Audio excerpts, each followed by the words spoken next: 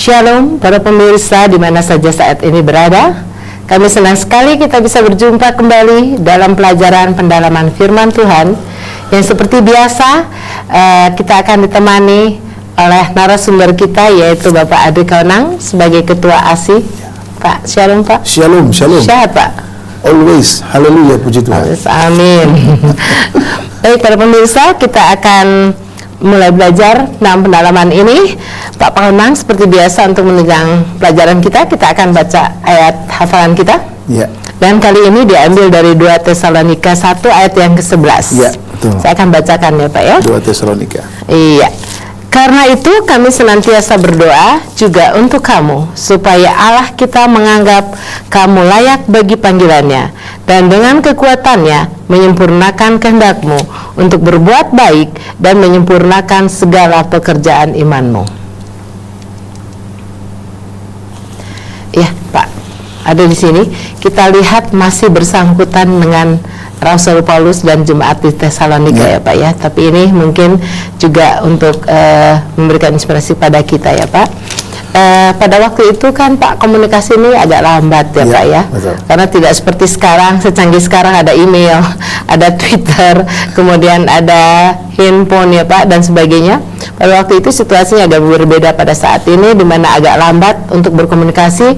Mungkin sedang jemaat Tesalonika juga mencari di mana pada waktu itu Paulus sedang berada. Begitu jauh Paulus otomatis mengirimkan pandangan-pandangannya atau nasihat-nasihatnya kepada sidang di Tesalonika itu Pak.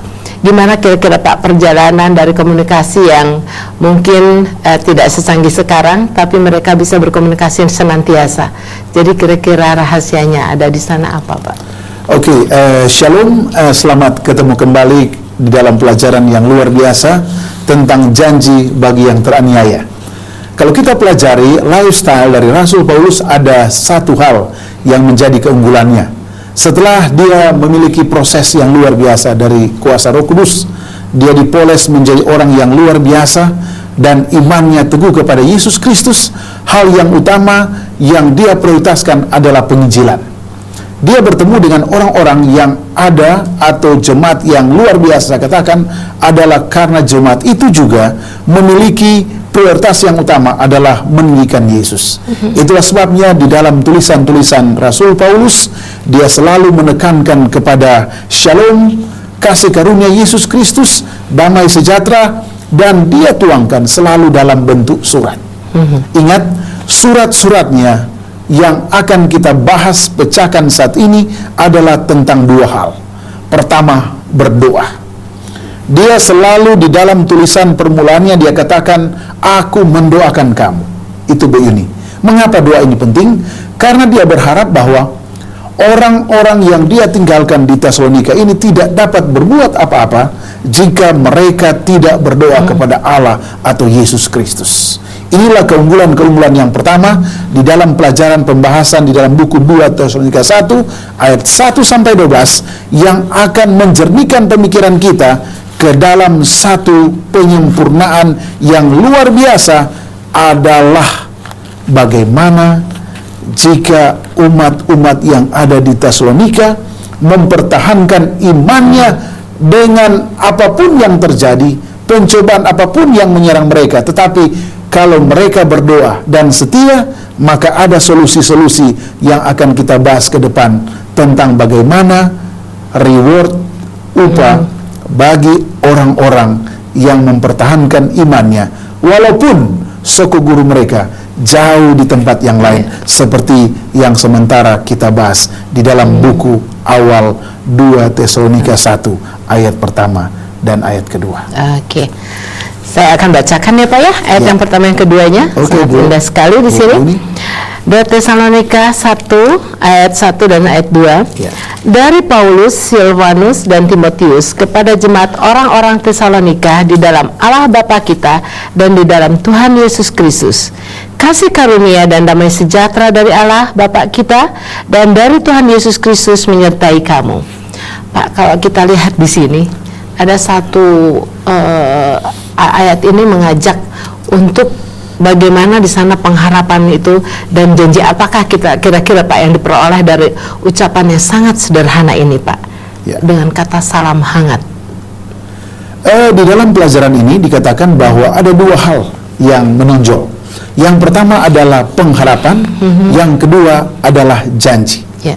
Banyak teologi, banyak cara pandang kalau kita berbicara tentang firman Allah, menyangkut tentang siapa yang berjanji dan siapa yang dijanjikan itu. Kita pelajari dalam buku 2 Tesalonika pasal 1 yang pertama dan yang kedua, dikatakan bahwa kita memiliki satu orang, satu kehidupan, satu sumber, satu bagian yang terbesar yang dibicarakan di dalam buku 2 Tesalonika pasal 1 ayat 1 sampai 2 adalah seorang yang luar biasa, adalah Yesus Kristus. Yesus sementara dibicarakan di dalam situasi gereja yang hangat, yang sementara mencari kehidupan yang pas, yang bagaimana supaya mereka damai, bukan sementara tetapi damai sampai kehidupan yang akan datang. Rasul Paulus sementara berbicara tentang seorang yang namanya Yesus Kristus. Dia bersama dengan Silvanus dan Timotius menyampaikan kepada jemaat Tesalonika bahwa ada satu nama yang sanggup memberikan pengharapan-pengharapan. Apa itu pengharapan? Pengharapan itu adalah sesuatu hal yang akan menjadi realitas bagi umat yang ada di Tesalonika bila mana mereka mengikuti pelajaran-pelajaran tentang firman Allah atau Alkitab itu yang sementara diajarkan oleh Rasul Paulus. Apa firman itu? Firman itu berisi tentang janji-janji pengharapan, sama seperti yang kita pelajari pada minggu yang lalu adalah kata bersukacita senantiasa. Mengapa? Karena kabar baik itu adalah bersumber dari Yesus Kristus sebagai Mesias yang akan datang untuk menyelamatkan kehidupan umat yang ada di Tesalonika karena imannya yang kuat. Dan hubungan yang berikut adalah janji. Janji itu adalah sama seperti yang tertera di dalam buku 2 Tesalonika 1 ayat 1 dan 2. Saya izinkan lagi untuk membacakannya. Dikatakan, kasih karunia dan damai sejahtera dari Allah Bapa kita. Bila mana Yesus tidak datang ke dunia ini, maka janji itu tidak akan pernah terrealisasi di dalam jemaat apa? Tesalonika. Nah, Yesus itu disuruh oleh siapa? Allah Bapa. Inilah satu siklus pelajaran yang sangat menarik yang akan kita pelajari untuk hari-hari ke depan adalah hubungan antara Allah, Yesus, jemaat Tesalonika, dan janji yang utama adalah Yesus adalah sumber pengharapan bagi mereka. Ya, Pak Adri, saya ingin menyentuh sedikit sini satu pertanyaan. Di dalam 1 Tesalonika yang lalu dikatakan di situ adalah Allah Bapa. Dan di 2 Tesalonika ini dikatakan menjadi di dalam Allah Bapa. Kira-kira ada sedikit perbedaan nggak, Pak? Dirubah oleh Rasul Paulus perkataan dari Allah Bapa menjadi di dalam Allah Bapa kita. Ya, oke. Kalau kita pelajari, Rasul Paulus di dalam tulisannya dikatakan bahwa Allah menyadari ketidakadilan yang menimpa para pengikutnya dan akan membela kesetiaan mereka dan menghukum musuh-musuh mereka saat Kristus datang kembali. Ingat, banyak orang kadang-kadang senang kepada kata Yesus dan tidak senang kepada Allah. Tetapi Rasul Paulus memberikan satu pemahaman bahwa, ingat, pemahaman yang jelas. Yesus datang ke dunia ini untuk menunjukkan kepada kita seperti apakah Bapa itu. Jadi persamaan kata inilah yang menjadi kekuatan bagi kita sehubungan dengan pertanyaan tadi. Dikatakan ada orang yang merasa dekat pada Yesus namun masih merasa takut pada Allah Bapa. Apa yang perlu ditakuti?